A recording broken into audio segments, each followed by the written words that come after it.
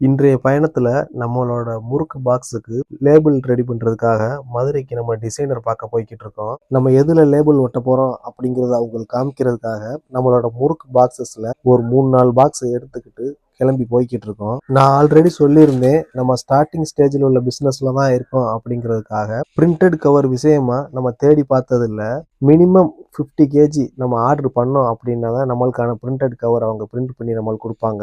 Cost வைஸ்ல நம்மளுக்கு printed cover வாங்குறதுல எந்த பிரச்சனையும் கிடையாது. ஒன்ஸ் நம்ம இந்த லார்ஜ் அமௌண்ட் ஆஃப் பிரிண்டட் கவரை பிரிண்ட் பண்ணி வாங்கிட்டோம் அப்படின்னா அதுல எந்த கரெக்ஷனும் பண்ண முடியாது. உதாரணத்துக்கு ஸ்டார்டிங்ல நம்ம லோகோ இந்த மாதிரி தான் நம்ம ரெடி பண்ணியிருந்தோம். அதுக்கப்புறம் நம்மளோட லோகோல கொஞ்சம் கரெக்ஷன் பண்ணி இந்த மாதிரி தான் நம்ம ரெடி பண்ணியிருக்கிறோம். நம்மளோட லோகோவே நம்ம கரெக்ஷன் பண்ணி வந்துகிட்டு இருக்கையில நம்ம அவசரப்பட்டு பிரிண்டிங் கவர் வாங்கிட்டோம் அப்படின்னா அது நம்மளுக்கு ஃபுல்லா வேஸ்ட் ஆயிரும். அதனால இப்போதைக்கு நம்ம லேபிள்ஸ் ஒட்டி தான் நம்ம சேல்ஸ் பண்ண போறோம். நம்ம டிசைனர் நம்ம கொண்டு வந்த பேக்கிங்க்கும் நம்மளோட பாக்ஸுக்கும் எப்படி லேபிள் ஒட்டினா சூட் ஆகும் அப்படிங்கிறத மெஷர்மெண்ட் பண்ணி அவங்க நோட் பண்ணிக்கிட்டாங்க.